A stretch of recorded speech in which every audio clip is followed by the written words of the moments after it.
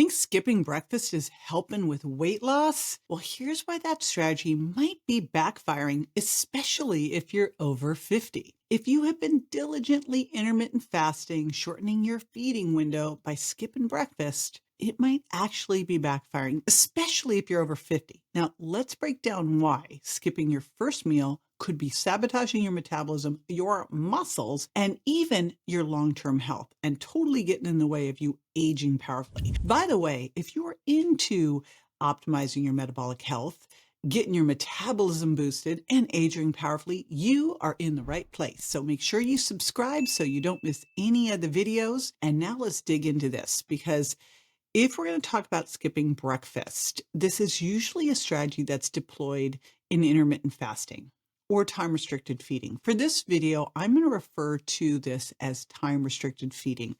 And what's typical here is this 16-8, where you fast for 16 hours and then you eat for 8 hours. And usually this is done by just skipping breakfast, right? And then just going and having your first meal as lunch. We're going to unpack that and unpack what some of the better ideas might be for you. But let's talk first. Here's the first big question is, how does skipping breakfast affect muscle loss in women 40 plus? And remember, starting at around the age 30, we start losing up to 1% of our muscle mass a year. And muscle is really important because this is the biggest way we can impact our resting energy expenditure, how many calories we're going to burn at rest, right? And that's a big part of your metabolism. This starts to get even worse as we go through menopause, hormones go down, and muscle starts to go off the cliff along with bone. And this muscle loss, which if you lose enough of it and you lose the strength of it, is known as sarcopenia. And again, this is going to impact your metabolism and it's going to impact your quality of life too. So can skipping breakfast cause muscle breakdown? Well, it turns out that it can. There was a clinical trial that looked at time-restricted feeding and it led to weight loss, but it was also associated with a significant decrease in lean mass, including muscle in older people. Now, here's the reality with this. This program where they looked at this, they also were not optimizing protein intake. They were not optimizing resistance training. So likely, if you were getting an optimal protein and doing resistance training, you could offset some of that. So I just have to say that too, right? There was another study that found that skipping breakfast before resistance training led to higher markers of muscle protein breakdown compared to those who ate breakfast before working out. I will tell you that I did a little experiment. I'm always N of oneing on myself, like always biohacking, seeing what happens. And I like to do one thing at a time so I can really tell if this is the thing or not. And so for 3 months, my husband and I did fasted workouts. We didn't eat until we came back from the gym, which was usually around 10 o'clock. Wake up around 6:30. We'd have our coffee. No one's going to stop me from my coffee. I can promise that. And then we'd go to the gym with just electrolytes. And I'll tell you what, when we went back to eating before we worked out, now we eat around 8, go work out around 9:30. Game changer in terms of my ability to lift more. And the reality is when you go to the gym, it's all about the volume, the load, how much you can work out. So if you can work out harder, you're going to be able to build more muscle, which is going to give you better muscle tone, which is going to give you better bone density. So super duper important. And I say this, and experts are saying this. Dr. Gabrielle Lyon and Dr. Stacy Sims both say that eating protein early in the day is critical for maintaining lean muscle mass and preventing catabolism, muscle breakdown. And if you think about it, we are building up and breaking down muscle throughout the day. When you are eating protein, when you're doing resistance training, you're triggering muscle protein synthesis. And then when you aren't doing that, times away from that, you start to go into muscle breakdown and you're turning over throughout. You're not just always building up, but you don't want to be breaking down more than you're building up. When you go to sleep at night, you're going to be more catabolic, right? And then when you wake up in the morning, when you have that protein hit, that helps move you into the anabolic stage too. So test that out with yourself. If you've been one of those people who likes to go and work out before eating, see how you feel, see the difference. And I will tell you, if I'm in a situation where I have to go work out first thing in the morning, like if I'm traveling and I'm going to miss my workout if I don't go first thing in the morning, here is my hack. I take essential amino acids. So I have a product called Amino Acid Power by Reignite Wellness. So I take that along with my SHEatine powder, which is creatine HCl made in the USA, plus taurine and magnesium, and my Electro Replenish. I put those three things in a big drink bottle and I drink the whole thing. And I find that I'm fine if I do that. Still not quite the same as having had breakfast and waited an hour, but it's my next best thing. And sometimes, it's either that or miss a workout. I'm going to do the next best thing. What happens to your metabolism when you skip your first meal of the day? Let's talk about that. There was one study that I found that showed that skipping breakfast could reduce your daily energy expenditure, how many calories you burn throughout the day, by blunting the thermic effect of food. Remember, when you eat, you have a thermic effect of that food. Protein's the highest thermic effect of that food. And this not eating slowed the metabolism a bit. And it's not huge, 60 calories a day, but every bit counts. When you're looking at boosting your metabolism, every bit counts.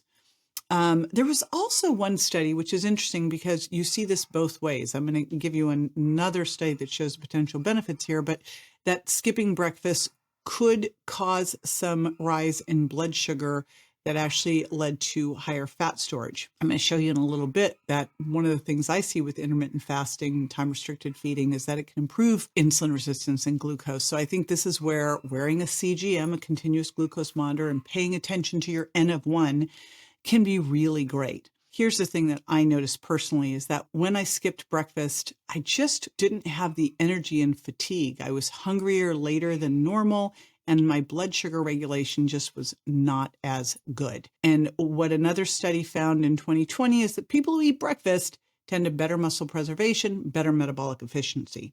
I just know when I've looked at all the different studies out there on breakfast or breakfast skipping, that the general consensus is people who eat breakfast, and here's the difference. A high protein, high quality breakfast tend to eat less overall and have better blood sugar control. Now, this goes out the window if you eat like the coffee shop muffin and a latte. It has to be a high quality, high protein intake. If you eat a high carb diet, high carb, high fat diet, even worse, then all bets are off. I'm talking eating protein. So what is the ideal protein intake for you in the morning? That's the question, right? Again, think about this. You've just been catabolic, you've been asleep overnight, and now you're going to break your fast. And this really sets the metabolic tone for the day, what you do here. So it's very, very important. And it also triggers something called the second meal phenomenon. So if you mess it up at breakfast, you eat a high carb like pancakes and syrup. Who does that anymore? But if you did, you're actually now going to start a blood sugar roller coaster that's going to impact your next meal and make it really hard for you to get off of it. So we really want to make sure that first meal is protein rich. And really for us 50 plus, I think you're really looking at 40 grams of protein. 30 is minimal, but due to anabolic resistance, as we age, and this can start as early as 30, it is harder for us to get the amino acids we need from the protein plus resistance training and trigger muscle protein synthesis. We just need more. We need better resistance training stimulus. We need more protein. And so I say 30 grams of protein, animal protein, is minimal, but I think you're probably better off at 40. And if it's plant-based, 40 to 50. And that's where you might want to do a little support with some essential amino acids too, just to make sure you're getting everything that you need. Because one of the challenges with plant essential amino acids is they're not as bioavailable, they're not as digestible, and you don't have the same balance of essential amino acids, and you need them all. So there you go. One other thing is eating protein earlier in the day. It just sets up the whole day perfectly. You're going to have less cravings. You're going to have that better thermic effect of food. You're going to have better blood sugar regulation and better caloric control. So protein in the morning is the super duper important thing here. What are some breakfast options then that are going to help you with aging powerfully, with holding on to, or better yet, building muscle? Because muscle is that metabolic spank, super important. And muscle, when it contracts, also helps you with fat burning because of what it's releasing in terms of your body being able to burn fat better. I really like to think of protein first, eat protein first. That's my mantra. 1 gram per pound of target body weight here. 0.7 grams is your least, and I'd rather have you err on the higher side, especially at breakfast. Think of protein, fat, and fiber as my like satiety trifecta. Remember, protein and fiber slow down stomach emptying. They help your body release GLP-1 that helps with satiety. And then fiber also triggers the release of some chemicals to tell your brain you're not hungry. So I like this little protein, fat, and fiber trifecta, with protein being the star of the show. So what are some different options? One of them is a smoothie. I have 2 different protein powders that I use in Reignite Wellness, either a plant-based or a bone broth-based. And so I will do those, and I do scoops to get up to 30 grams. And then I'll add more into the smoothie. Like I like to use Good Karma flax milk that's got added protein. I'll use some chia or some flax seeds in there. Usually a little bit. If I'm not doing the seeds, I'll do a little avocado and then some berries. So you can easily get yourself up to 40 grams of protein doing that. Another thing that I'll do with protein powder is I will add it into Greek style yogurt. So if you can tolerate dairy, I personally like to use fat-free Greek style yogurt, plain, and then I will add in some chia or some freshly ground flaxseed, or stir in a little nut butter. And so that's what I like to do. Sometimes I will go a little crazy and top it with Catalina Crunch, which is a high protein, high fiber cereal. Yep, and a little bit of dark chocolate, I admit it. That's the way I like to make a parfait. And that, again, if you're not dairy intolerant, as I talk about in the Virgin Diet. And then also there is the way I like to do omelets is usually 2 eggs and 6 egg whites, because otherwise you're going to like go overboard on fat. So I like to do 2 eggs, 6 egg whites, and throw in some spinach and some mushrooms. That's my ultimate favorite. Maybe a little bit of feta and some sea salt, like yum. You can also make an oatmeal, use that Good Karma flax milk, use some of my protein powder in there, and add a little bit of chia. And that's good. Or you can make some overnight oats with protein powder and have a side of an egg or 2. And again, since you're using an app like Cronometer, that's my favorite one. If you're using an app, and I'll put the link to the app in the show notes, then you're tracking. Because you're using a food scale, you're actually paying attention. You'll see and you'll know exactly how much you're getting. And the cool thing with the food scale is it also tracks to make sure that you're getting enough of leucine. And leucine is the essential amino acid that really is important for triggering muscle protein synthesis.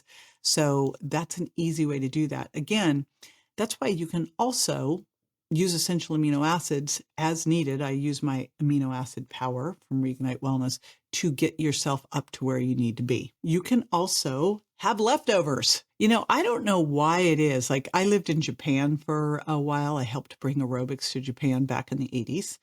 And we did not eat breakfast for breakfast. I mean, it was their breakfast, but I remember it distinctly. I was living in the small town, Kochi, and it was white rice, dried fish, I kid you not, and eggs. But a lot of the breakfast foods that we would have were not breakfast. We would have a salad, you know, it's that type of stuff. So you don't have to eat breakfast food for breakfast. In fact, one of my favorite ways to do oatmeal is to do a little bit of oatmeal with bone broth and then add in some of my collagen powder and then put in some mushrooms and some meat. And that is actually delicious. And I would never have thought about that. But back when Dr. Oz was doing his show, they had me on the air doing savory oatmeals. And I'm like, this is the most amazing thing ever. I never thought of it. But again, the easiest of all, of course, are smoothies. And I will link to my loaded smoothie free guidebook that you can get. And in there, there's a little $20 off coupon for the store too. So you can get started with smoothies. So there, you can make it easy. Those are some of the things you can do for breakfast. Again, making sure that breakfast is really protein focused. But let's talk about time restricted feeding. Like, when's it a good idea and when would it be not a good idea? I talked about how confusing it was before because some research shows that, you know, skipping a meal could make your blood sugar go higher, could perturb insulin a bit. But the reality is, for people who are insulin resistant, who are having some issues, they're trying to improve insulin sensitivity, doing time restricted feeding, shortening that feeding window can be helpful. So someone who's pre-diabetic, this might be a helpful thing because it's been shown to improve insulin sensitivity. Where I see it being problematic, and again, I think we all need to be doing time restricted feeding, but I want to do it based on the circadian rhythm. I really like the work of Dr. Sachin Panda, where he talks about eating during the day, not at the night. For me, I wake up in the morning, get up, go to the bathroom, get on my Oxaline Pro bioimpedance scale that reports to my phone so I can track my trends, making sure that I'm improving my body composition, do a little meditation, then go see the sunlight. The dogs go out to pee, so we're out grounding, have my coffee, go get in the sauna and work, get in the cold plunge, and then have breakfast, right? And so I'm eating about an hour and a half, somewhere between an hour and 2 after waking up. My favorite is about 2 hours after waking up.